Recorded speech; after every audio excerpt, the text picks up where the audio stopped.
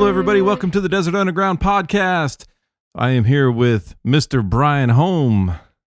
Hi, Dane. Dang it, Brian.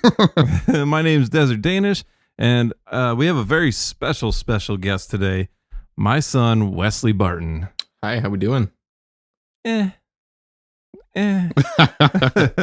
know, I'll be honest, Wes, it's been a rough year. It's been a very rough year. But for those that don't know, Wes has quite a repertoire of things that he does. I would say first and foremost, he is a creator. He is an artiste. He's a cinematographer. He's a photographer. He's a Polaroid photographer. Use repertoire. And artiste in the Shut same up, man. sentence. I'm trying to lay it out here. I'm throwing it out there. Damn. All right. He makes movies. I'm talking movies, bro. He's got the legit cameras. He's got the Polaroid cameras. He's got an interesting bookmark collection in his web browser. He's got it all, man. I mean, he's a fit guru. He's like a Renaissance man. He is a Renaissance man. And so this year, Wes turned 18 and became a man. He's a man's man. He is a working man, just like all those Bruce Springsteen songs used to say. Wes, how you doing? Doing good. Welcome to the show. Thank you. We're glad to have you on. We have a lot to ask you, and we want to learn a lot about you. Yeah. So normally, the podcast usually focuses around, obviously, your dad and I, music and movies, because I think us and most of the people we hang out with, we're all cinephiles. Everyone's got a huge repertoire of movie references and quotes and memories and lines and directors and cinematographers, and we've all got our own. But we haven't had on somebody who makes movies. So this is really interesting I know for me, I'm sure for Danny's a proud papa moment. So yeah, welcome, man. It's good this should be interesting today. Yeah, I'm excited. Thank you. So, Wes, give us a little rundown of what you have done in the past, what brought you to doing the cinematography stuff that you do now. So, I mean, it all started out a long time ago, just working on YouTube and like my grandma gave me a camera for Christmas, like a camcorder, and I started making videos with my friends. We started, getting better, and I wanted to be an actor, right? And everybody told me, it's a hard life to be an actor.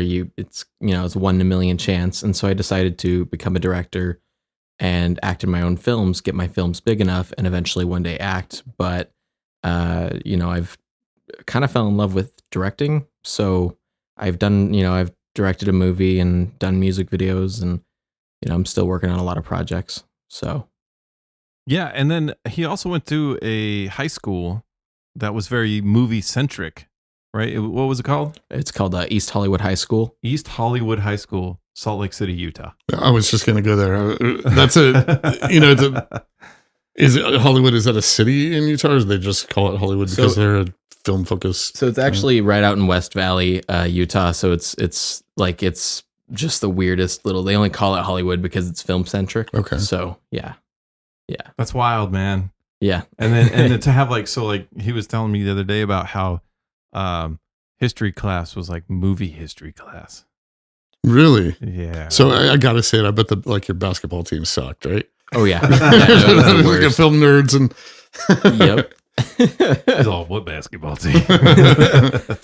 The saddest part about it is we'd have our sports team actually play sports inside of the green screen room.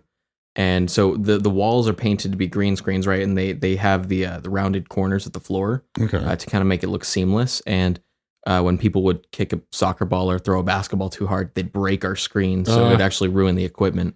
So did you ever watch behind the scenes of Marvel movies and stuff like that? Yeah, absolutely. You know how they have that giant green room? Mm-hmm. That was what he had at high school. That's tough. For real, that's dude, tough going cool. as a kid coming up as a film guy. That has to be just amazing. Yeah, no, it definitely was. It was pretty wild. Yeah. Pretty wild. And then so you've been out in Salt Lake City for a long time filming, and I know I went to a movie premiere that he had out in Salt Lake City which was maybe the coolest thing I've ever done. I've never been to a movie premiere before. I mean, I know you lived in Hollywood forever, so you know it's all news to you. Going to the Man's Chinese Theater or whatever it's called now. Was it the Dolby Theater now or something? I have no idea what it's called now. But do you know? Yeah, it's the Dolby Theater. It's the Dolby Theater. Yeah. I assume it's Thomas Dolby owns it. You remember that guy? Does She it blinded really? me with science. Really? You remember? No, I don't think it is. No, I'm no, just no. fucking with you. Oh, I was like, wait a second. But basically, I've never been to a movie premiere, and Wes worked on a movie called what? Go ahead and talk about your movie. So Wait, this is a movie that you filmed, you directed, wrote? What? So I wrote, directed, filmed. It's a featurette, so it's like a smaller feature. But it took me about a year and a half to make. It's called A Spy's Journey, and it's a project that started out with a short film that I had directed and wrote and filmed, and then I kind of fell in love with that directing process, and so I decided to sit down and write out an entire script for what I thought was a feature length movie, which was 10 pages of script. Okay. Yeah, that was the first mistake. Not quite, but close.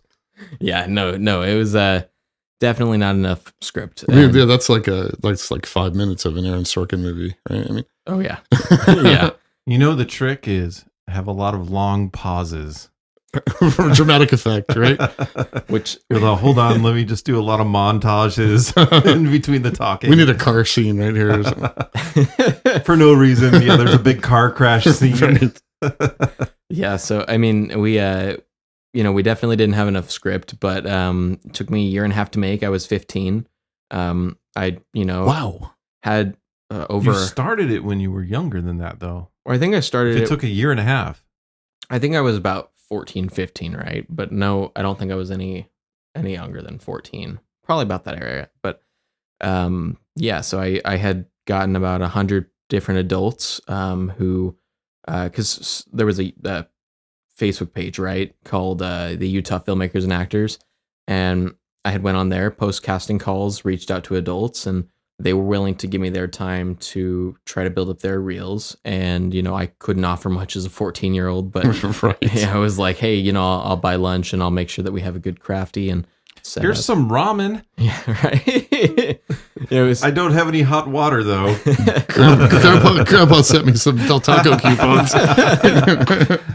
Yeah. But yeah, just going from hey, here's Little Caesar's Pizza to eventually catering to each individual actor has been kind of a huge leap for me. But I had like I said, about 150 adults just working and volunteering their time for over a year and a half to just kind of create a project that just came together really nicely. Fantastic. And Yeah. how long is it at the end of the day? I think it's close to 30 minutes. Almost So, 30 minutes. yeah. I mean, Nice. that's still a lot to do. Oh yeah. And to think about your age, and I'm sure there was a lot of limitations because of your age at the time. I mean, but there's some cool stuff. Like there's shots out at the salt flats. There's shots with guns in it. Like there's a they built a jail. So did you find yourself like this is a project that you obviously started as your passion and it's something you were doing in school and a learning process, and then obviously you can use it as your thesis or whatever for graduation or whatever. But did you find that as you were going the stuff that you were learning in school was making your movie better, or was it just something like we were way ahead of what they were teaching you in school? I think it was mostly towards the second one. It's like, hey, I kind of knew most of the base stuff coming into school.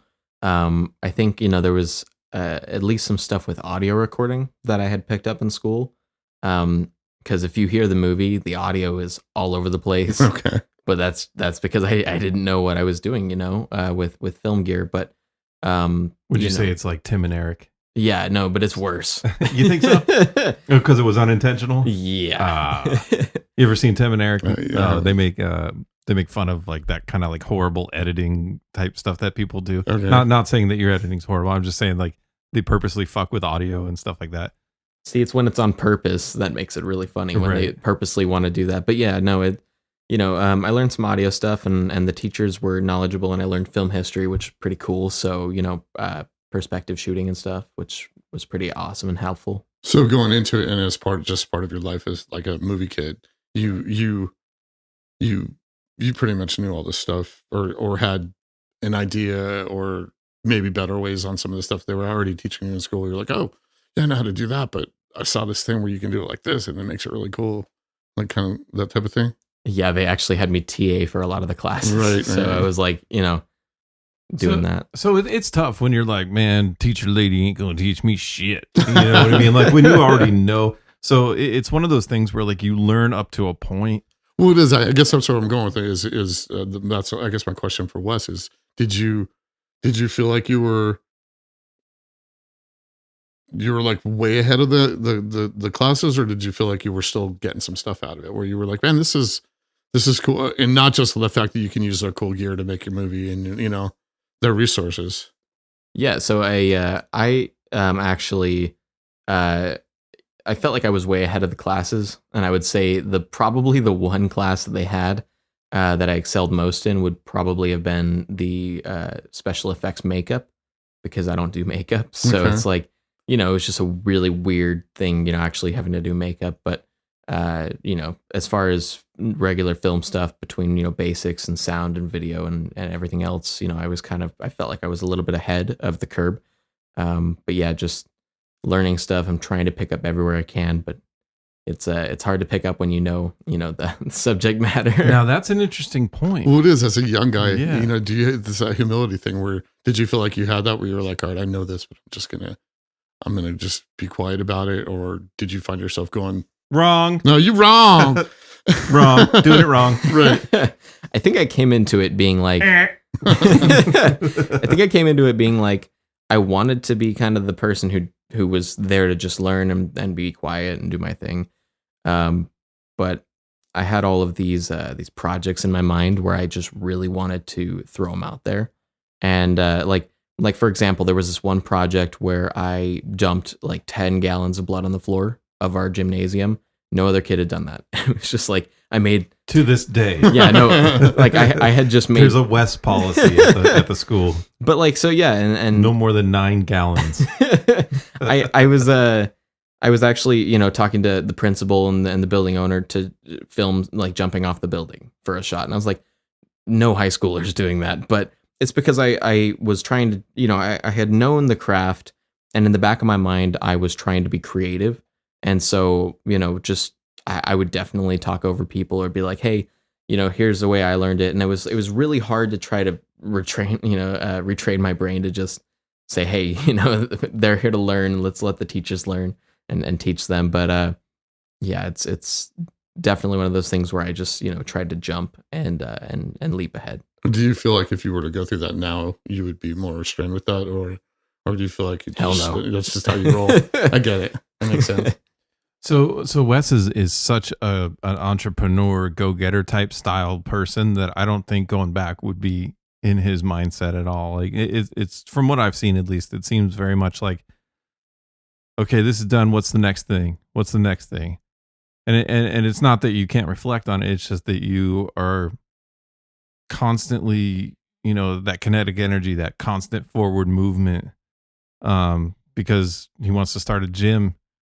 He wants to film another movie. You're writing another movie right now. Mm-hmm. Sorry if that's not allowed You're to tell good. people. No, that. you're allowed to tell people. I was going to say, wow, man, you just dropped a bomb on the podcast. I mean, so for anyone that doesn't know, my solo project, Desert Danish, I put out a song called "Burning These Bridges," and Wes, he was in Salt Lake at the time, and I said, hey, I really need a video. Music's already done. Here it is. Hook it up. Wes hooked it up like one weekend. Yeah, that was great. I was like, holy crap. And it's fucking gorgeous. Like, it's a badass video. And he lit a bridge on fire for it. It was like, holy shit. I mean, not quite, but it was that effect of almost doing that. I'm sure you got some looks. No, I think what came across for me in that anyway is it came out like it was, I want to say it had a bit of that whole indie avant-garde kind of feel to it, but it had like it was a little bit raw. It felt, I was like, hey, that's unique. It has the feel to it as opposed to like somewhere you're like, oh, that's a clone of 1,000 other videos. It didn't feel like that. It felt like a one-off, like unique. I thought it was cool. Right. Thank you. Yeah. And I thought what you did for the video actually meshed with the song and the music. I mean, it was, you know, it was like they kind of, it was well done. Thank you. So for that video, you see a guy in the desert. Wes, can you talk about that? I was really hoping we were going to go here, but I wasn't gonna keep pushing. There was one scene that reminded me of the 10 gallons of blood on the floor in the gymnasium. I just like putting shit all over the floor. Okay. And so A lot. I went and got 1,000 pounds of sand from Home Depot. How many? 1,000 pounds. 1,000 pounds That's a lot. And while my mom was out of like the state, in his Ford C-Max.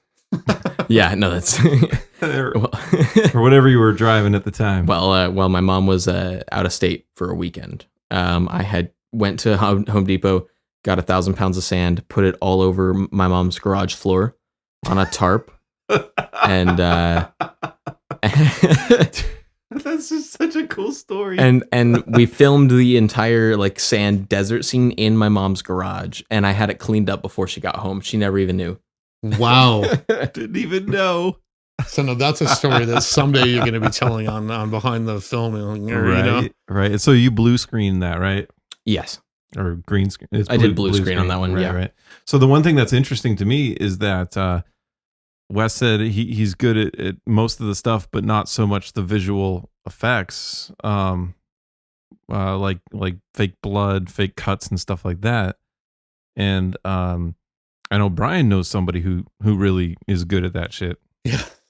Yeah. My daughter's, that was for a while there. It was her passion was special effects makeup. She went to the cinema makeup school, and it was just her thing. She was like you are with films, only with the Bloody neck splits. Yeah, the makeup side of things. That's awesome. She's still into it. She's actually your age. She wow. Still into it, but now she's a novelist. So, you know, you kids these days. I have to say you kids, but I mean, but still a go getter. I mean, that's cool. And I'm saying we've got, you know, there's two of us. We both got kids, and one of them's a filmmaker, one of them's a novelist. You know, everybody's talking shit about their generation all the time, but you know, all these kids aren't doing anything to. Well, I call bullshit, because they may be a little different, but they're getting stuff done. So, you know, Absolutely. maybe it's not the standard, but you know, Yeah, Brian's mic stand's falling apart. That was the cool hip one. I was trying to make it. It's one of these mic stands that clips onto the table. I'm gonna try and silently do this when you guys talk. We'll just mute you in post. But yeah, so it is a good point. Like, yeah, everybody talks shit about certain aspects of the younger generation, but in all honesty, like, you guys had it easy and tough at the same time. Like, it's very hard to explain, and of course you're still in that moment, so it's hard to really look from outside of that. And not to say that anybody had it harder or not than you, because even Wes was living in what I would call a flop house at one point, when you turned 18, right? The week you turned 18, you were in a little before, yep. Kind of a rut. Yeah. What was that like? It was rough. So it was a punk house, a little flop house, walls graffitied, you know, everything kind of trashed. I was living in the basement. That was, you know, it was probably a little smaller than the size of this kitchen. So, not sure. Oh, you mean this high quality studio that we're in? Yeah, high quality studio we're in. It's a little smaller than this. And, you know, I was sleeping on a cot. Kitchen. I was sleeping on a cot, and you know, I had this water heater in this closet, and where I lived, and it was dripping all the time, and it was horrible. So there was like satanic graffiti on the walls, and there was locks on the outside of your door. Like, kind of, yeah. It's not a place you really want to be. Yeah, man, but cherish that, because someday you'll look back and be like, yeah, I've been there. I know what it's like. One time you want that in your past. One time I lived in a living room. There were 7 people in a 3-bedroom house. One person got their own room because they were the matriarch of the family. The next person got their own room because he was dying and in a hospital bed. So he got his own room. and creeped everybody out. So nobody ever went in there. No one wants to be around sick Larry. Don't go around sick Larry. He'll get you sick. And then so there was 2 people sharing the third room, which left 3 of us living in the living room. And I had to bring my own couch, which was like this futon couch that you could fold out, and it was like a pad like on the ground. It wasn't like futon material, it was more like foam. But like you fold it, and it's the couch. Oh, and 27 cats. Yeah, I forgot about that part. So that's the gross part. Yeah, so that's why I hate cats, because they were all mostly kittens, right? Because the cat we had there was a whore, and she's a whore, Norman. and basically like all these little fucking kittens would scratch and pee and everything everywhere, and it was just fucking horrible. Like, and that was when I was 18. That was the summer I turned 18. Actually, I wasn't even 18 yet. This is funny. This is awesome though. But I was I did mine at 15, and it was a same as a flop house. It was a band house. We jammed in the garage, and God, this is funny that you mentioned that about the rooms. Room 1, as soon as you walked in the door, was this guy Scott, who was like a 450-pound Satanist. And then the next room was this heroin addict who like would shoot between his toes. You'd see him in there all like passed out with a needle sticking out of his foot. And the other one was this super straight travel agent who had the front room, just super straight, super clean, like.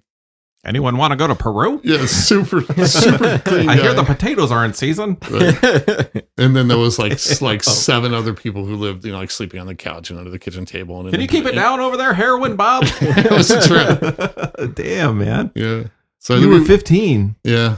Now Wes actually lived in a place when he was it 16? I was 15. 15. So same thing. Yeah, it was a weird situation because I actually cherished this one more. So it wasn't as bad of an area, like a bad of a house, but it was a situation I was in that I cherish and kind of look back on and reflect, because it's one of those harder times in my life, because I lived 75 miles away from the film school I was going to. Mm-hmm. So my mommy kicked me out. I grabbed all my shit, threw it in a couple bags, got on a train in Salt Lake, went all the way to Provo, which is about 70 miles, took a bus to Springville, which is a few more miles. Is somebody you knew out there? Or? And I had a film friend out there. And I went and lived with them for a couple weeks. And then I found a place who was another one of my film friends. And he was like, hey, I have a room.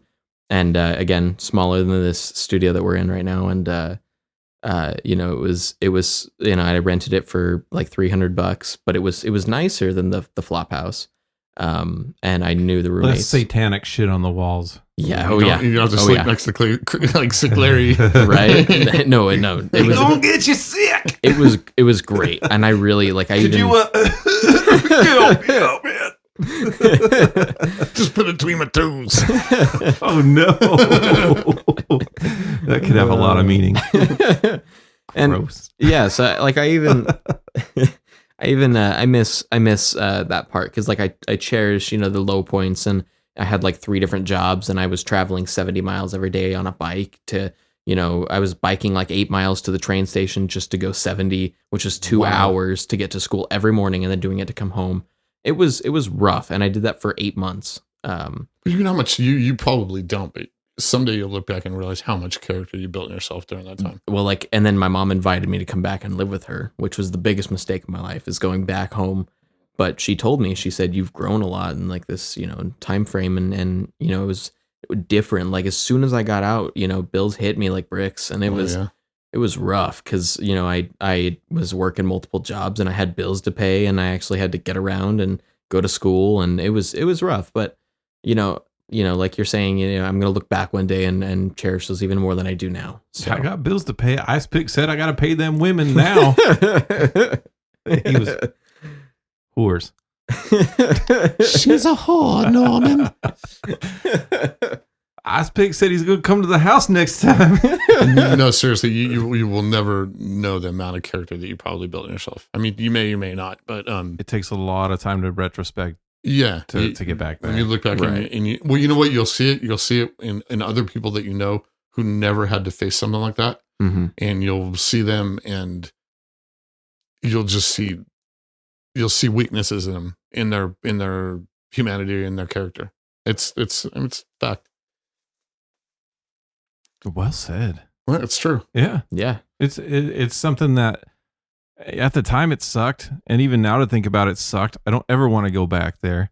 And I think that's kind of like, for me, that was like working the McDonald's job and working the taco jobs and working at Walmart was like, you knew what you didn't want to do anymore. Mm-hmm.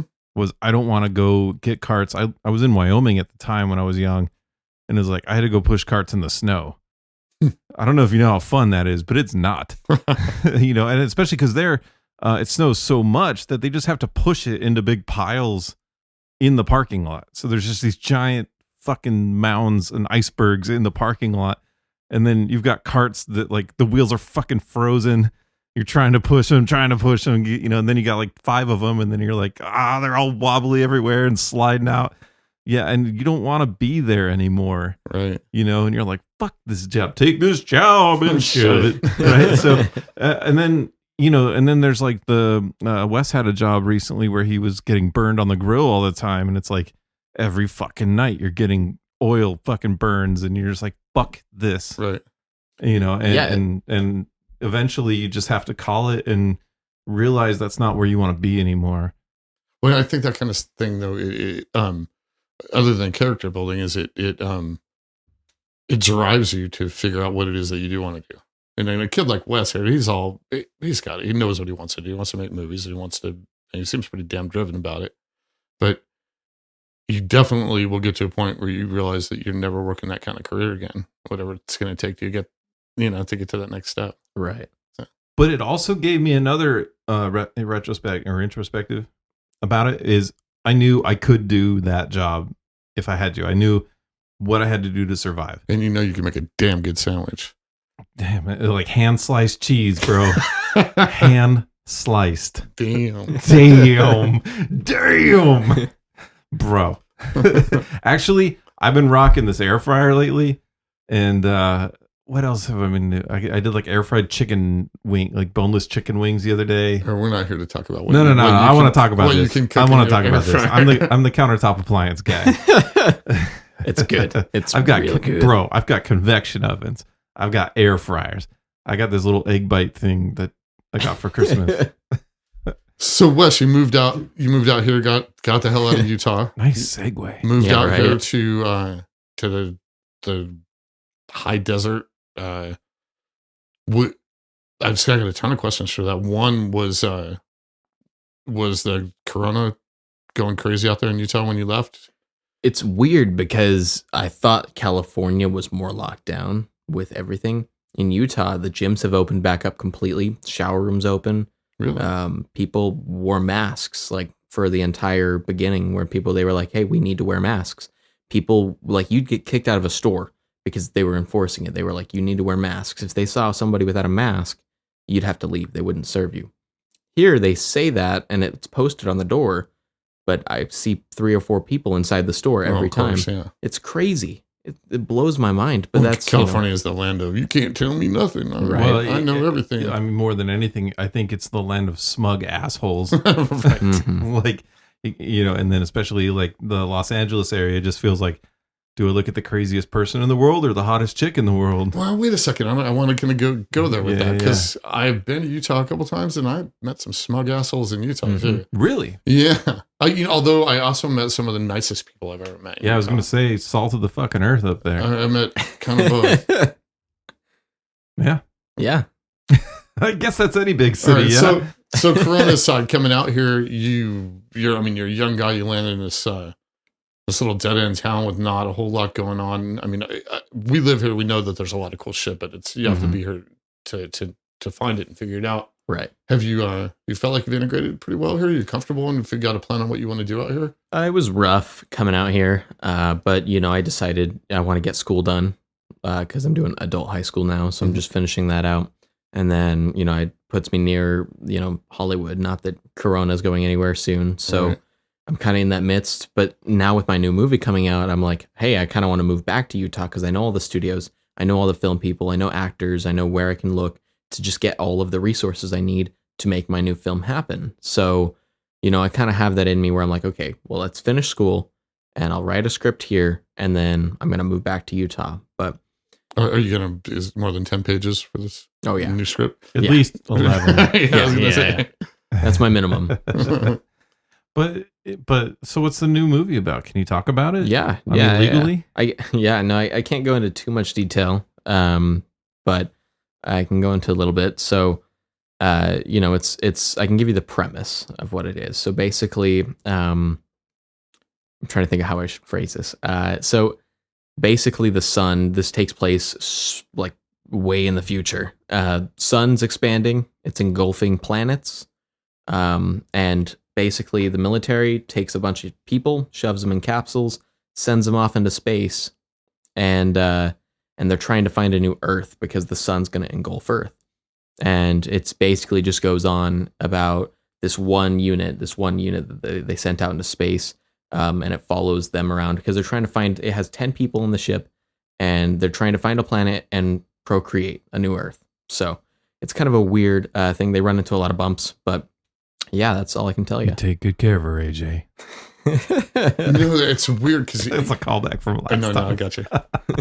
Because I watch like all the movies, and I'm a science fiction nerd, so I watch all the shitty science fiction movies on all the networks. And I always thought you see some that are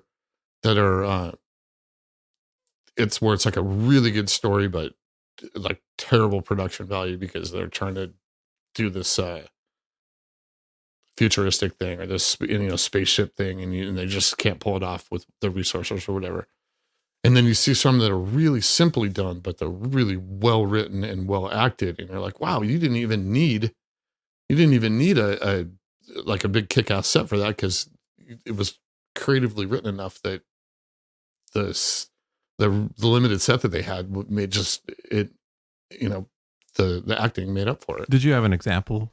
I was trying to think of the name of it while I was rambling on there. But I saw one recently. It was about these. It was about this guy and his daughter that gets stuck on some.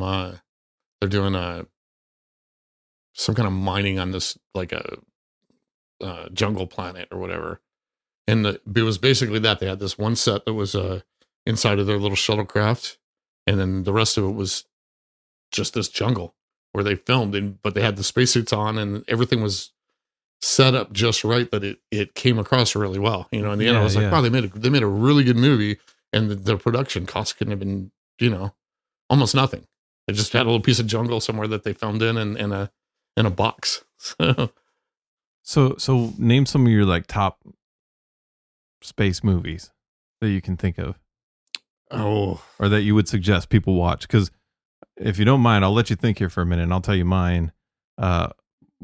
First movie that comes to mind of never watch, Brad Pitt in Ad Astra. yeah, it was terrible, man. I'll be honest with you, it was 3 hours long and I don't know what the fuck it was about. Like, it was the weird. Have you seen that one, Wes? I've not, no. Don't. It's the biggest waste of fucking time. I was like, hell yeah, dude, Brad Pitt, like, he rocks, man. Like, in space, right on. No, it was nothing. He never took his shirt off, huh? I couldn't. There was no value for it. I only saw 2 of the 8-pack, and I was like, what? No, I have no fucking clue what that movie was about, and I couldn't tell you anything from it that I thought was cool at all. But then you got movies like The Martian, which I thought was not only well written, well produced, but it was entertaining, and it was good lines in it when he talks about how it's like, so basically all space is under maritime law, so basically I'm a fucking space pirate, and shit like that, like, because he terraformed a planet. Science the shit out of that. Yeah, like everything about it was like really fucking cool. Like, it's most of the dialogue was the dude sitting by himself. Right. So, but the book sucked. I didn't like the book, but the movie was great. Space Camp. So, just kidding. Yeah, I'm gonna go with combo sci-fi / horror. Event Horizon. Oh yeah. Oh god. So very good. Underrated movie. So is that Bill Paxton? No, that's the other guy. Lawrence Fishburne. Well, yeah, Lawrence Fishburne, and then who's the other guy in that? What's his name? Is the guy from Jurassic Park? I forget his name. Anyway, Chris Pratt. No. No, the Other guy. other Jurassic Park, the good ones. Actually, the Chris Pratt ones are actually pretty good. So anyway, so it's yeah. So when I saw that when I was a kid, I was not ready for eyeballs being popped out, Right. and I was like, oh, or that like crazy satanic shit Right. kind of stuff at the end. So If you've never seen Event Horizon, watch it. It's pretty freaky. yeah, it's got Morpheus in it. You can't. So He might not know who that is. wow. Okay. No, he's 18, man. See, I have a problem. I'm a director, but I don't watch He movies. fucking hates movies. No, that's not true. Unless it's Borat 2. how can you be a movie guy and not have seen The Matrix? I mean, He watched It's a Wonderful Life with us the other day. Oh, it's amazing. It was so good. You seen that one? Wow. Yeah. wow. Yeah. Yeah. Yeah. So I'm gonna go with Event Horizon, and then Wow. I'm gonna go with Alien, the original Alien. I've never seen it. Wow. And I hang out with somebody who's maybe the biggest Alien fan ever. Fantastic movie, fantastic backstory. My buddy Tom. Yeah, well created, well written. Also a great book. And then from there, I'll just go to campy ones. I loved the Star Trek reboot. I agree with that. I did. I thought they were Did great. Tarantino actually direct one, or was that a plan to do? I just hear that there's one coming out that he's doing. Okay. But I love those reboots. I thought they were great because I was not expecting them to be able to cast anyone close to Shatner and Nimoy and them and make them actually entertaining. Because not that Shatner and Nimoy were really entertaining, but they were classic. They were, legends from that genre. So I love them. I love pretty much all those campy, crappy sci-fi movies. I just love them. So, one of the ones I didn't know it was a Marvel movie at the time, but I watched Guardians of the Galaxy, thinking it was just a space movie, like a really funny space movie. And I fucking fell in love with it. And first scene says Marvel, and I didn't catch it, I guess, at the theater. I watched the whole thing, and then at the end it said it, and I was like, really? Really? Like it was. Have you seen Guardians? Oh yeah, I went with you and watched it. There we go. Yeah. I thought the first one was great. it just I thought never- the Yeah. second one was terrible. No one I had ever agree. been like, "Hey, a new Marvel movie's coming out," Mhm. and I watched it, and because I'm not a big comic book movie guy, I hate comic book movies for the most part, and yeah, it was just so bizarre to like fall in love with this movie. And same thing with Deadpool. Like I knew that was a Marvel one, but Have you seen Constantine? mm-mm. Really? Okay, well, put that one on your list. Put it on the list. Yeah. It's on the list. All right. So I'm modeling my movie after Interstellar. I don't know if you've seen that one. I have, and I will say when Dane mentioned Ad Astra and not knowing what the hell was going on, that's kind of how I felt about Interstellar. Exactly. At the end, I was like, wow, this was really interesting. I love the fact that they had the black hole and then they're on these other worlds and they're just pushing to the end. And then I'm like, oh, man, that's him in the bookcase the whole time rattling the thing. I was like, come on, really? So if you really want to do a space movie that's after another one, or based kind of loosely or modeled after, you want Howard the Duck. Mhm. Yeah. So speaking of that, let's go. You It's an 80s movie. He's a space duck. yeah, it's horrible, dude. It's so fucking bad. Or Space Camp. Space Camp was pretty bad too. So you're filming this crew. They're on a ship or they've arrived somewhere. Or So basically they're on a ship. They arrive at a lot of different destinations, but some go good, some go bad, and I can't go into too much detail. okay, But, fair enough. Yeah, but, that's fair. Very enough. but yeah. That's cool. And so is there going to be a lot of like green screening in it, or are you focused more on in the ship type stuff? So Because obviously it'd make your life a lot easier not having to green screen a bunch of shit. right, and I enjoy doing practical stuff. Mhm. It's so much nicer on my wallet to do practical stuff, and I feel like it has a cleaner look, right? Because you get some VFX artists who don't know what they're doing, and it looks horrible. And so That's video effects, if you didn't know. So I was like, okay, well, let's try to be contained in the ship and really pull dialogue and story and try to, get those emotions out of people. And that's where I wanted to go with that. So I was thinking, all right, let's keep it in the ship, but trying to film inside of an area that looks like a ship costs a lot of money. So I was like, all right, we're just going to green screen everything. So that's why I was like, all right, I got to go back to Utah and get those studios because all the studios here are closed or super far from here. So I'm gonna go back to Utah and we're just gonna green screen the whole thing. But we're gonna be modeling the ship and everything like that on green screens, and it's gonna be crazy. But it's gonna be And the so much dialogue's fun. just, hey Frank, hey Bob, Did you see their cool buttons? hey, what's that out the window? Yeah, I will say, it starts out as a I think very I found a space rock in my shoe. Good times. Good times. And then the guy just slowly goes into madness, wanting to kill his stupid dad jokey friend. Yeah, Wes is trying to tell us about I the know, movie. I know. And he's, like shitting all over it. Look, man, I'm just trying to keep people awake. Come on, let's I have some fun, man. It's 2021, bro. if you really like movies that start out really fast paced, this will definitely be one of those because Okay.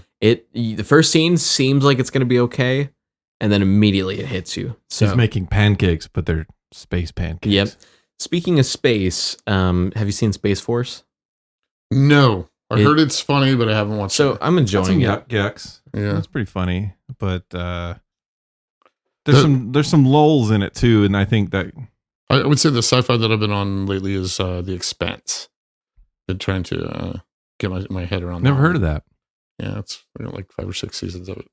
Okay, so speaking of video effects and science fiction movies, and you're gonna bag on me because I've never seen the original, but the new Dune is coming out, and I am so pumped because it looks badass. Like, have you seen the trailer for that? I've not. No, I'm it horrible. looks so good. I don't know. That's a tough one. That's a tough one. I mean, I read the book. It's such a classic story. That would be like taking Lord of the Rings and fucking it up. I don't know, man. That's the only way I can put it. And then Well, they already did that to Star Wars, so and they why did not, it to right? they did it to Dune. Actually, the first Dune movie was terrible. Was it? You know, I mean, it wasn't. Ah. It's not what you have in your head when you read the book. So dialogue or not, the visual effects look fucking phenomenal in this new one.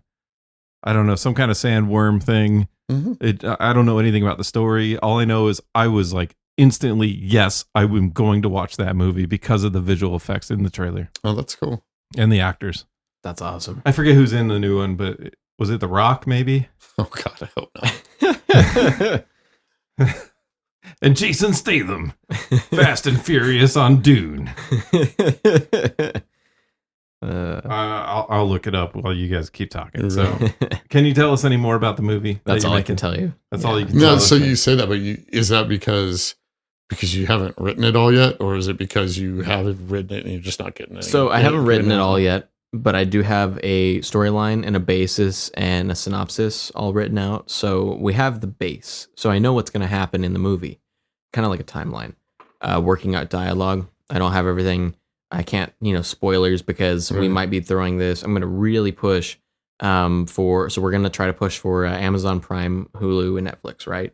So they're a big fan of making sure that NDAs are signed so that way they can make money still. So I have to sign one as well as non-disclosure agreements. Right. For those who don't know, it's just agreements that say I can't talk about the movie except for these certain things.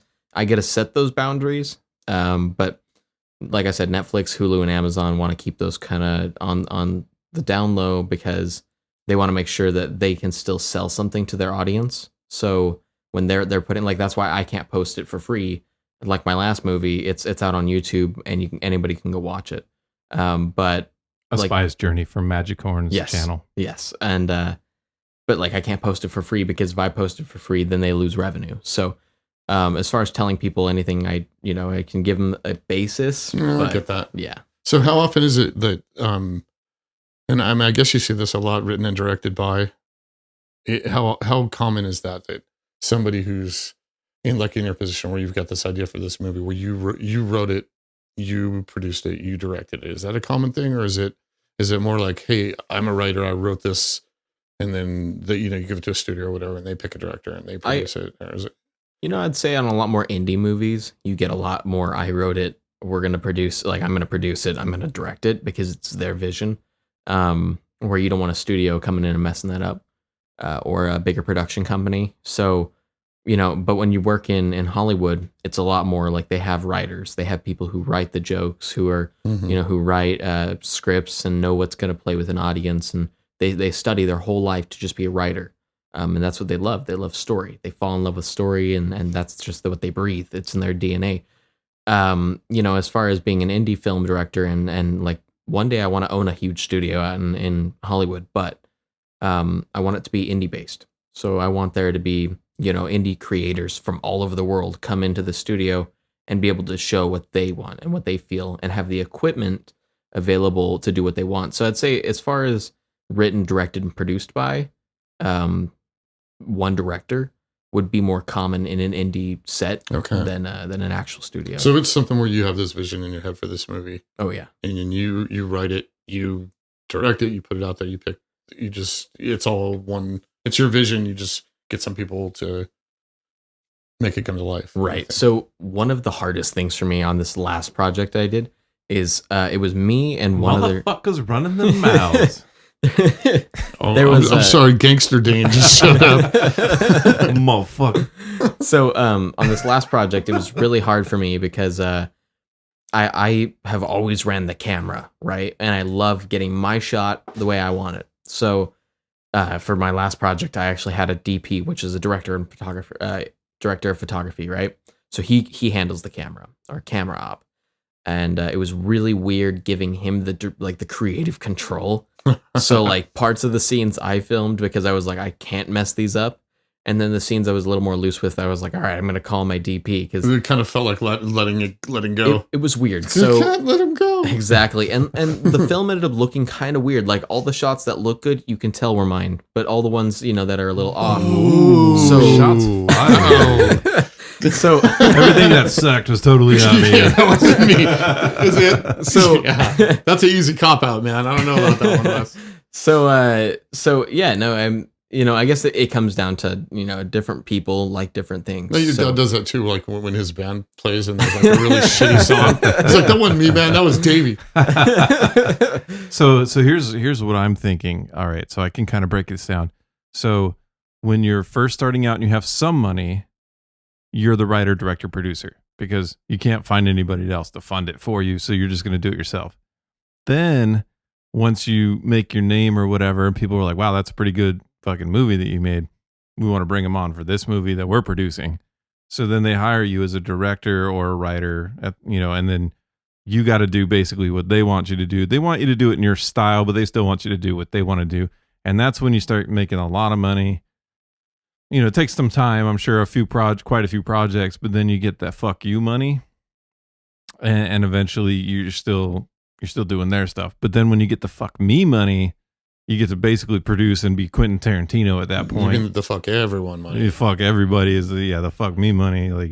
Like hell yeah, man. Like I get to write, direct, produce, put all the damn feet in there that I want. Right.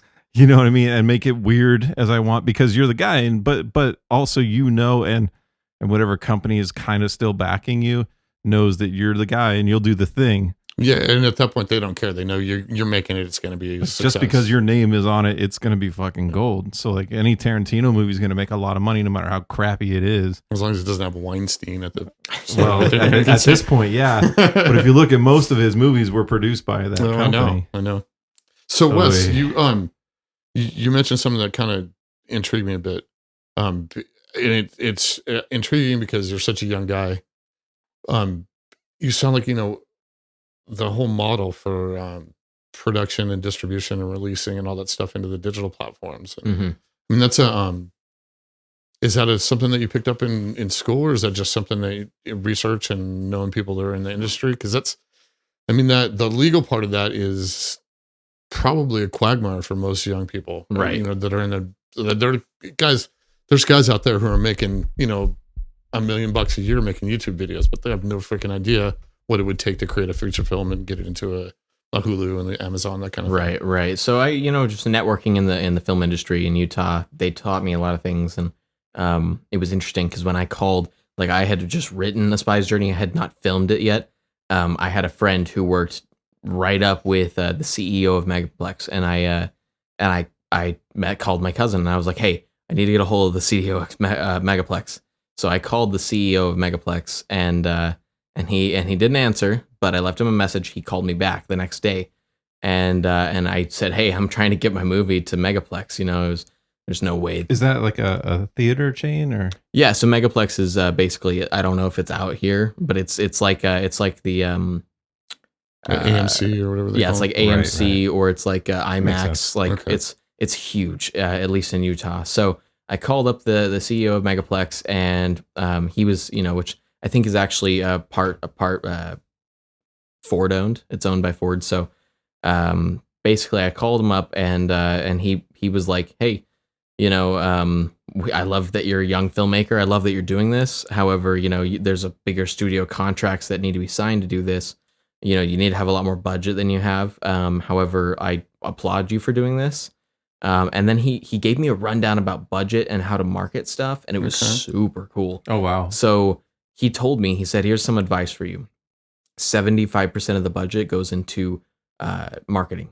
He's like, "The rest is for everything else." So he's like, if you have $100, $75 goes into, pushing that project, because that's how you get it to people's eyes. Because if you don't have enough money to push it out there, nobody's going to see it. Right. So that really got me thinking. I was like, okay, well and then he went in to tell me more about platforms and stuff, but it made me really think, like, now when I have, $20, $30, $40,000 to fund something, I have to keep in the back of my mind that it's not just, $20, $30, $40,000 going into production. That's, I have to divide it better. Right. So yeah, no, working in Utah is how I learned. That sounds like whoever this guy was dropped some gold on you. Oh yeah. If you ever end up, huge, look this guy up. I owe him. You come on out for the premiere because you dropped some, Oh yeah. That's why don't you pop a squat? Let me tell you something. Let me tell you how it really goes. Yeah. Let's rap for a minute. Gangster Tom Waits Dean just showed up now. I like to here go, Mr. Pocket. So you don't watch movies, but you like to make movies. So what do you like to watch? Movie wise, I already know if I the watch answer, but- movies, They might not know. Mr. Pocket. my dad was actually the one who got me into watching really Tim and Eric style movies, or Borat style movies, Which is it's ridiculous end of the silly spectrum. that shock humor, the ridiculous editing. So like I like that for my Comedy Central, but I'm also a really big fan of. So I like Quentin Tarantino's work. I don't like him as a person. It's But he says it like he knows it. I don't think He's Tarantino like- likes it himself as a person. Wes is like, yeah, man, I was at this party with Tarantino, and he like put a cigarette out my drink. Have you ever seen Fuck that? guy. Have you ever seen that scene with Tarantino where he's talking about Top Gun and how gay it is? No. Oh, it's fucking great. You gotta watch it, man. Like it's just this 8-minute dialogue that he's telling this guy about how it's the gayest movie you've ever seen in your life, ending on the shirtless volleyball. It's pretty great. Okay. I'll show it to you. It's on YouTube. Look it up if you guys are listening. So yeah, no, I like a lot of older style stuff though, directed as well, because I feel like looking back at older productions, especially in my film history class, like Casablanca and Dancing in the Rain or Singing in the Rain or whatever it is. Dances with Wolves. Dances with Wolves. In the rain. But In the rain. and then we watched some indie stuff too that was really awesome. That was filmed out in Canada, but it was a long time ago. So it's like they didn't have all the equipment that we had, but they had story. They had animated people, like people who actually were animated characters and had charisma and were really good at acting and getting a point across. And they were just really creative with how they did things. So like, have you ever seen that? I don't know what film it's from, but it's the guy who's hanging off the clock off the side of the building. Yes. Yeah, and it was Yes, just filmed, but it was perspectively filmed. And so it's like the minds that are behind a lot of that is just insane. And that's what I love about it, is that they really pushed for that extra drastic take when they didn't have all the stuff to CGI him hanging off a clock. Right. Wasn't it Doc in Back to the Future? You all right? Yeah, we're good. Is it dripping? Nope, it's empty. Oh, I landed it. Nice. Yeah, I landed my bottle on the floor. Nice. Or you can leave that in now. That'll be fine. Wes just performed a magic trick. I cannot believe that. Man. Well, that's a fail. Well, so that's a good point you make. There's you see a lot of movies where the movie is great because of being, well, it could be anything. It could be the way it was filmed. It could be the cinematography. It could just be the lighting. It could be the acting. Not to stick on Tarantino so much, but Reservoir Dogs, the entire movie is filmed inside of one room in a warehouse. In a warehouse. It's just that and I'm there's sure so many good actors in that room. I don't think he built that set. No, it's just a warehouse out in Van Nuys. Maybe the pallets were that, but yeah, most of it is just inside of this warehouse. And I'm sure he probably saw the warehouse while he was writing it and started writing kind of mostly to that. There's like one or two little scenes here and there that are elsewhere, but but it's 2 hours. It's 2 hours of intense movie. Yeah, just because the acting is so good. If you've never seen it, I highly recommend you coming over and watching it. I got it here. What is it? Reservoir Dogs. Reservoir Dogs. Yeah, and it's about these guys robbing a bank and the aftermath. Jewelry store. Or jewelry store, yeah. And it's the aftermath of them all trying to get back to the rendezvous point, and a bunch of shit happens. And I won't say too much. It's really, really good. But so it's also one of the most brutal scenes I've ever seen in a movie ever. But so using that as an example, that was fantastic because of the acting, and that was it. There was nothing else but the great acting, right? Tim Roth especially. You know what? Every actor in that movie. So there was 5 or 6 guys, I think. Yeah. I mean, you got Michael Madsen, you got Harvey Keitel, Steve Buscemi, Tim Roth, a couple other people. Chris Penn. Yeah. I'm forgetting one, but it's fucking great. Tarantino. Yeah. He acts in it, right? He's one of the guys. Anyway, yeah, great fucking movie. But so another example, just to stick on this topic of not acting, but of a really actual movie that would have been shitty, but the cinematography was so fucking good in it, was oh shit, no, I can't. Mad Max Fury Road. That's actually not a bad example. That's the one I was thinking. So it's a great movie. The dialogue fucking sucks. Yeah. Yep. But I will watch that movie every fucking day of the week because the cinematography is amazing. Yeah. The CG is amazing. The Lenny Kravitz. Which a lot of it was practical, which is the crazy thing with that. Yeah, he actually didn't CG very much of that movie. It was actually driving. All the stunts were real and everything, for the most part. So the one I'm thinking of, I can't think of the name. It'll come to me, but it was these medical students who were trying to find out what happens to people after they die. So they would bring their body temperature down really low and then inject them with this drug, and they were standing by with the paddles, and so these people could go on to the experience of life after death and whatever they experience. It was like Kiefer Sutherland and Julia Roberts and one of the Baldwin brothers. The movie itself wasn't that great. The acting wasn't that great. The premise of the movie was good, but it wasn't executed really well. But the whole movie was basically in like the sepia tone with the blues and reds standing out in lighting. And it made the movie captivating. What movie is it? I'm trying to think of the name of it. I'm not familiar with this one. It sounds really cool. Okay. Yeah, no, it was a good movie, but it was the lighting effects in it were so good that it made the movie. That was the thing in that one. And having that ability to draw people's attention away from your shitty dialogue, right, maybe helps. I mean, that really, really elevates your movie. Like I said, Fury Road, the dialogue in it is fucking horrible. It's atrocious. In fact, if they didn't say anything the whole time, I'd probably be fine with it. Right. Especially, and I'm not a big fan of Tom Hardy. Is that his name? Mm-hmm. He made me hate him from that movie. I guess he's a good actor, but every time I see him now, well, I guess he was good in what's that film he did with DiCaprio where they were trappers?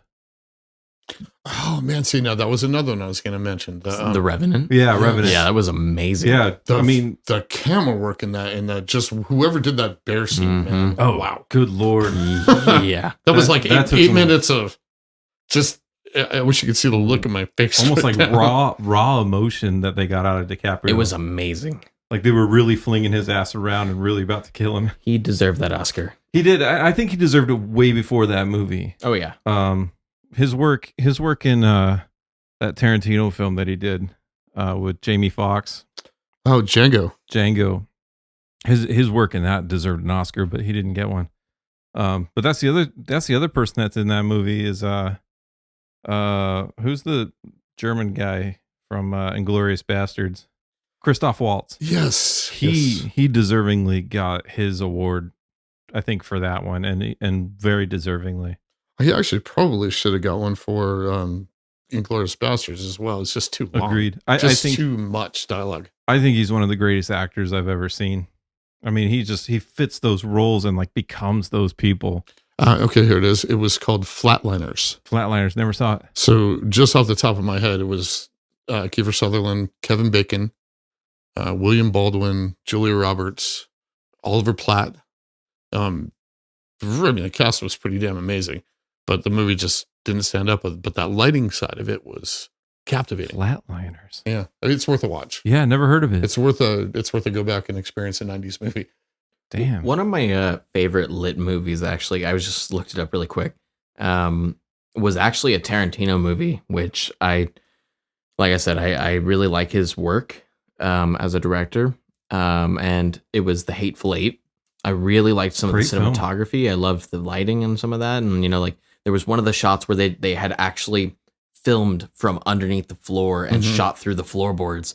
That was one of the coolest things ever. Well, another one that was much like Inglourious Bastards, really good movie, really well done, just about 40 minutes too long. Way too long. Yeah. Way too long. Yeah.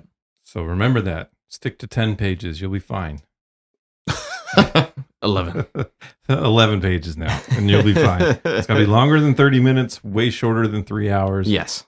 And not set in Germany, and you'll be fine. I'm shooting for an hour 45 to 2 hours. I think that's about where you've got people's attention. Yep. And that's the thing with those longer movies. It's tough for me to like Ad Astra was almost 3 hours long, and I was just like, it already sucked. Make it stop, but to make it 3 hours long and suck makes me mad. and overall, like I'm not a movie maker per se. So I don't think I could have done any better, but I probably would have said, no.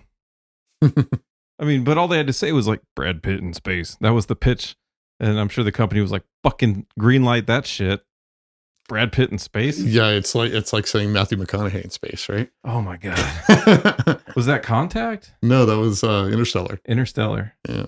So, I was just, my brain was going, weird movies. Have you guys ever seen the movie Lars and the Real Girl? Yes. That's think strange movie. It's one of the weirdest movies, right?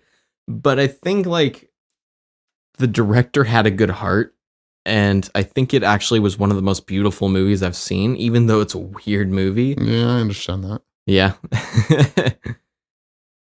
Yeah. I don't know. I got a lot of weird movies I like. So I think I have watched and liked some of the weirdest movies ever. There's one called Eagle versus Shark that I was thinking about the other day. It's a New Zealand indie film. And there's this guy that he's trying to get back at his childhood bully. So he keeps like calling him. And then the guy's like, hello. And he's like, sucker, fool, sucker. I'm coming for you, sucker. And then he'll hang up. And he just does this like every day. Does he sound like John Travolta when he does it? Yeah. Mr. Carter, you sucker. Fool. No, it really does. And then like eventually you get to a point where he calls up and he's like, hey, did you get my letter, sucker? And he's like, I don't know. Let me go check. And then he's like, yeah, I got your letter. It's right here. And he's like, oh, well, I'll call you back later after you read it. He opens it up and says, sucker, Yeah, fool, sucker. He's like, and I'm coming for you. And he hangs it up. And then they finally get to their fight so he can overtake his childhood bully. And the dude's in a wheelchair. And he's like sitting there. He's been warming up like with nunchucks and shit. And the guy shows up in a wheelchair and he beats the shit out of him anyway. Yeah, but it's the most bizarre, weird movie. I don't think you would enjoy it at all. It's quirky and off, and it's almost like a darker humor, but it's awkward dark humor. It's very strange. Yeah, it's like Hunt for the Wilder People and a bunch of like Jojo Rabbit. It's all the same director, I think. There's so many. But he also did Thor. ones out So Taika Waititi, if you know who that is. So He's got that weird, quirky shit. All right, Wes. So, it's kind of odd to find out that you're not a movie fan, but we have a tradition here. If you come on the podcast, you have to do a Christopher Walken impression. Do you know who Christopher Walken is? I don't know who Christopher Walken is. So that's got to be in really light tough. of his age, Wow. I do know he does a great impression of somebody else. All right, well, I think we have to throw a waiver on this, right? Yeah, we're gonna have to. If you don't even know how can you be a movie? We'll teach him. We'll teach him. So, okay, we generally have a walk-in of the week where our weekly guest impersonates Christopher Walken. I'm not even sure how that started, but somewhere along the line. You started it. You just wanted something fun. Yeah. And it's fun. So, in light of that, can you please give us an impression that you do know? That I do know? Yeah, he does a great Trump impression. Oh, fantastic. Trump impression? Oh, he does a great Trump let's hear impression. Is there a line that I have to read, or Whatever you can come up with. You're supposed to be the innovator, man. I'm the innovator. Okay, Yeah, You're the greatest innovator. Nobody's more innovator than you. You know. I'm the greatest innovator that I've ever known. Okay. It's going to be a huge innovation on my part. We're going to have a lot of people backing this project. It sounded like a cross between Donald Trump and that dude on Office Space with a stapler. This sweet line. I'll burn the building down. Nobody is more innovative than Wes. I put strychnine in the guacamole. Oh man! All right, fair enough. That counts. Sweet. That counts as you did an impression. We Sweet. appreciate you playing along.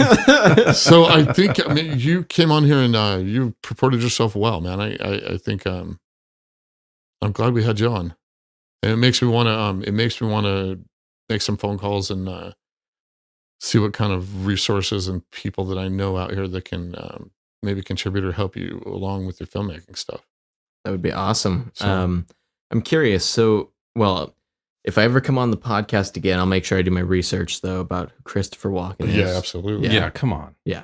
Jesus. And watch Reservoir Dogs. Jesus Christ. Seriously. See a fucking movie once in a while. Damn. so tell the good people where they can find all your stuff and everything that you do. Yeah, so right now we have Magicorn on YouTube. That's MAGICORN, and you can follow me on Instagram at The Real Wesley Barton. And then we will be actually launching a YouTube channel, Magicorn Productions YouTube channel soon. And yeah, that's it. TikTok. I don't do TikTok. He doesn't do TikTok. So why do people do that? Yeah, I know we got to cut, but The Real. Is there a fake Wesley Barton? There's a lot of other Wesley Barton. I think if you look at it systematically, you want to be big before you're big. So you put it out there. You know, it's kind of like I got an email address for my kid when she was young with her name so no one else could take it. Kind of like on BrianHolm.com. Kind of like that. Right. Okay. Or johnholm.com? No, that's my cousin. Oh, It really is. Anyway, another story. Another day. So yeah, it's basically, I'm sure it's just basically saying, hey, you got the famous one. Yes. Hey. Yep. Except for what happens when the other Wesley Barton becomes huge and really famous, and then he's got to go. Everybody messes me up. More famous than this Wesley Barton. He's got to go buy the name from Wes. So everybody mixes me up with Wesley Snipes. They always make that joke. They're like, "Oh, Wesley Barton? You mean Wesley Snipes?" I'm like, "No, Not at all. oh, no." It's uncanny how much you look like him. Right. Yeah, You sound right? like him. That Blade was funny. Jeez, and your kung fu skills are right up there with him. Right. So No, great. It's been great having you on, Wes. We Yeah, appreciate thanks it. for having me. and this was a last minute ad. We appreciate you swinging by. Very, very much look to what's for the future for you and for us, because you're doing a video for me in a few weeks. Yeah. So I'm very much looking forward to finishing all that and doing that. And you can go ahead and say you're proud. Say, I'm proud. I'm a proud fucking dad. Right on, man. I can't say enough good things about the real Wesley Barton. No, at the real Wesley Barton. The real Wesley Barton. Thank you, everybody, for listening. That's our podcast today. You can catch us on Spotify, iTunes. If you're already listening to it, you know where to find us. And 6 Feet Over. Do you have a .com? Yeah. Yeah, look up 6 Feet Over on Bandcamp and Spotify. Look up Desert Danish, Bandcamp and Spotify. And at the real Wesley Barton. And we'll talk to you guys later. Later.